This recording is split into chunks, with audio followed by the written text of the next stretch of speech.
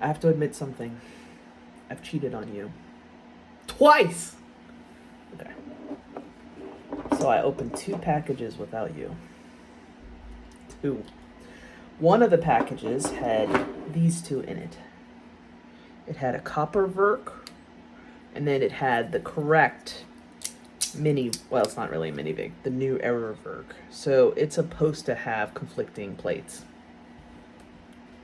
Let me zoom in a little bit here. Why is it not playing nicely? Well, anyway, so he fixed that. And the other one is the new error Verk. So I guess people were bitching about this one. So for various reasons, and I'm gonna go over it with you. So he redesigned it with this, and I'm like, well, shit. Now I have the new error Verk. I don't have the new error Verk. So what the hell am I supposed to do now? So he gave me one at like half price. Although he was gonna send it to me for free, but he did not. Which is fine, because I said I wanted to pay for it. Okay. So this is a collaboration between the guy who makes the Verks and the guy who makes Tron, Ray Hamilton and Anthony Cladis. So he decided to make a Verk, but with 70% copper filament, which it is like, I gotta tell you, this shit is insane. Insane. Yes, look at that. Those are the plates. I'm gonna flip it around, don't worry. But Kyle said that he was worried that this thing was going to be like really scratchy. And it is a little bit, like, it feels like pottery, like dry pottery. And the plates don't slide as well as you would think.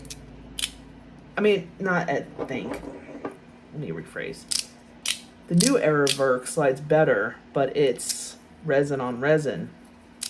This slides really well, but it feels a little bit scratchy sometimes, but that actually is a good thing. It, like, I don't know, it's got like this kind of haptic feedback that feels really good. Almost like, it's like the rubber of your shoes catching on something sometimes. I don't know, I can't explain it, but it feels amazing, and the weight is amazing, and it performs like so good. So I'm going to make this the updated Verk video. So I'm gonna turn it around. Look at all the Verks I have. Okay, so I'm going to put the Verks in order. So this was first ever Verk. Then he sent me this flat Verk. And then this was the updated one. And then I got this mini Verk. And then I've got the new era Verks. Oh, with this. Oh shit, I even have another one. And then I have the copper Verk. And then I've got the new era Verk. Oh shit. They're sticking together. Stop! Okay, there we go. Okay. So, form factor.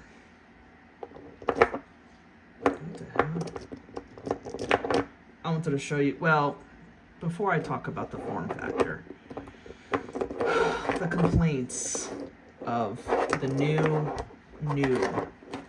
era Verk. Alright, so, remember I had a rave review, and I still maintain my rave review. So, we'll do apples to apples here. Gray on gray. So, it was smaller. Hold on. This was the one it was redesigned from. Ah! Stop. Okay. It got smaller, and then it got bigger again. It it got thinner, and then a little bit wider, and then a little bit thinner. But what really was the difference? Why did he do this? So from what I've been told, I guess the Verks were chipping on the end and coming apart a little bit. So originally, we have a nice fat Verk. The edges kind of separated a little bit, but it still worked really well. He redesigned it so it was a little bit more snug, but people were saying that it was kind of breaking on them. So I guess he wanted to make a solid plate design. So if you check this out, this whole bottom piece is one piece. So I'll show you. There's no edge here. You see? There's no edge because the edge is on top now. So I guess it makes the whole thing a little bit more structurally sound. Okay. So, what the hell? I'm mixing my Verks up. Alright, I need to get this old Verk out of here. Okay. The complaints people had. Even though I thought they were beautiful, this part right here was raised up a little too high, and it caught on your skin. They didn't like the size, and it didn't create a good flow, I guess. Which, the more I played with, I understand. So he redesigned it, still had the top plate design here, but now we've got the line up here instead of all the way up. You can see it's now closer to the old size, or exactly the old size. Yep, exactly the old size, but still thinner. Hold on. Right? No, it's thicker. This is thinner. I like the thicker one. More grip. But I guess the real reason for the redesign is to make it completely, like, impenetrable. Like, to the point where I guess there's videos of him running over this thing with his car. So. Now, should you get the new era Verk or the new era Verk? Get the new one. It does feel better in your hand. Yeah. Now,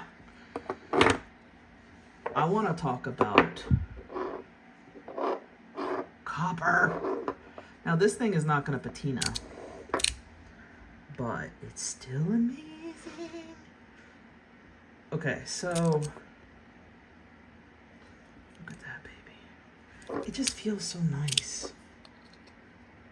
So let's compare them. Looks very, very similar. The weight of it is pretty incredible. It just feels perfect almost. Now they made a 70% one. I'm not a 70% one. This is the 70% one.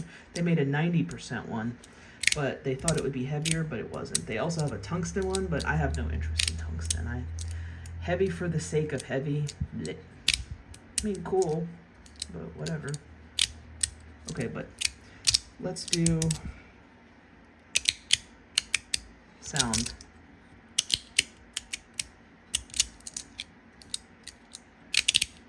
I think it's very worth it. I really love the feeling of it. I love the sound it makes. Oh, and let's talk about price point.